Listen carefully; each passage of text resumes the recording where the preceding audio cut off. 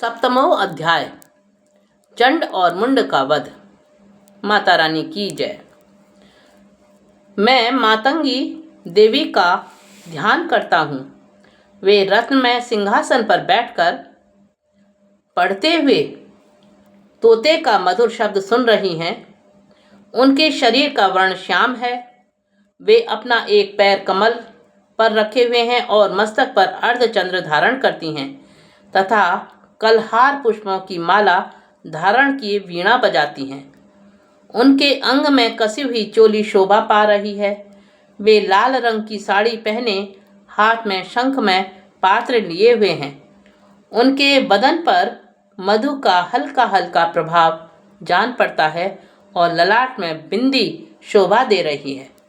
ऋषि कहते हैं, तदंतर शुंभ की आज्ञा पाकर वे चंड मुंड आदि दैत्य चतुरंगणी सेना के साथ अस्त्र शस्त्रों से सुसज्जित हो चल दिए। फिर गिरिराज हिमालय के सुवर्ण में ऊंचे शिखर पर पहुंचकर उन्होंने सिंह पर बैठी देवी को देखा। वे मंद मंद मुस्कुरा रही थीं।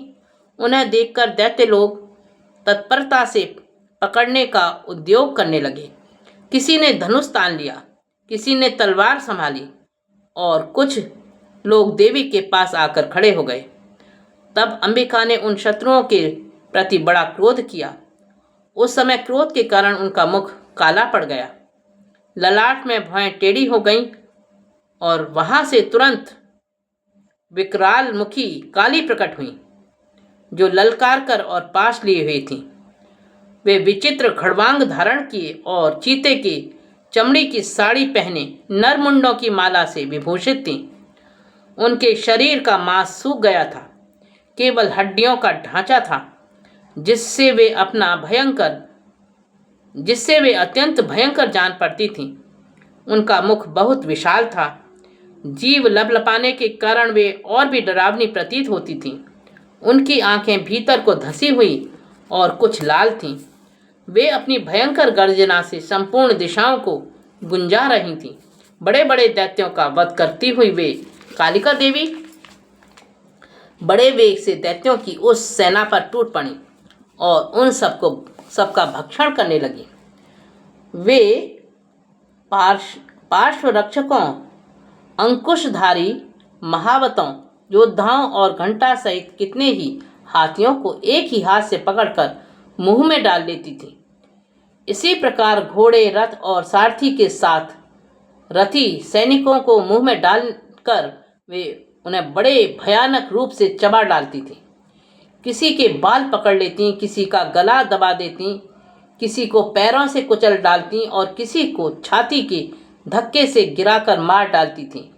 वे असुरों के छोड़े हुए बड़े बड़े अस्त्र शस्त्र मुंह में पकड़ लेती और रोष में भरकर उनको दांतों से पीस डालती थी। काली के बलवान एवं दुरात्मा दैत्यों को वह सारी सेना रौंद डाली, खा डाली और कितनों को मार भगाया। कोई तलवार के घाट उतारे गए, कोई खड़वांग से पीटे गए और कितने ही असुर दांतों के अग्रभाग से कुचले जाकर मृत्यु को प्राप्त हुए। इस प्रकार देवी ने असुरों की उस सारी सेना को क्षण भर में मार गिराया। यह देख चंड उन अत्यंत भयानक काली देवी की ओर दौड़ा तथा महादैत्य मुंड ने भी अत्यंत भयंकर बाणों की वर्षा से तथा हजारों बार चलाए हुए चक्रों से उन भयानक नेत्रों वाली देवी को आच्छादित कर दिया। ये अनेकों चक्र देवी के मुख में समाते हुए ऐसे जान पड़े मानो सूर्य के बहुतेरे मंडल बादलों के उदर में प्रवेश कर रहे हों।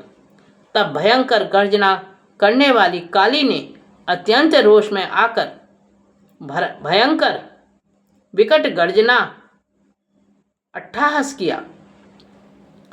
उस समय उनके विकराल वदन के भीतर कठिनता से देखे जा सकने वाले दांतों की प्रभा से वे अत्यंत उज्जवल दिखाई देती थीं। देवी ने बहुत बड़ी तलवार हाथ में ले हम का उच्चारण करके चंड पर धावा किया और उसके केश पकड़कर उसी तलवार से उसका मस्तक काट डाला। चंड को मारा गया देखकर मुंड भी देवी की ओर दौड़ा। तब देवी ने रोष में भरकर उसे भी तलवार से घायल करके धरती पर सुला दिया। महापराक्रमी चंड और मुंड को मारा गया देख मरने से बची हुई बाकी सेना भय को व्याकुल हो गई और चारों ओर भाग गई। तदंतर काली ने चंड और मुंड का मस्तक हाथों में ले चंडिका के पास जाकर प्रचंड अट्टहास करते हुए कहा, देवी, मैंने चंड और मुंड नामक इन दो महा पशुओं को तुम्हें भेंट किया है। अब युद्ध यज्ञ में तुम शुंभ और निशुंभ का स्वयं ही वध करना।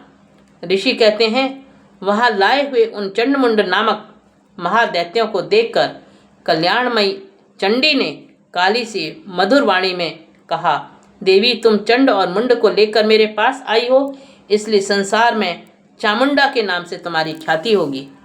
इस प्रकार श्री मार्कंडेय पुराण में सावर्णिक मनवंतर की कथा के अंतर्गत देवी महात्म्य में चंडमुंड वध नामक 7वां अध्याय पूरा हुआ। ओम नमः चंडिकाय। जय हो माता रानी।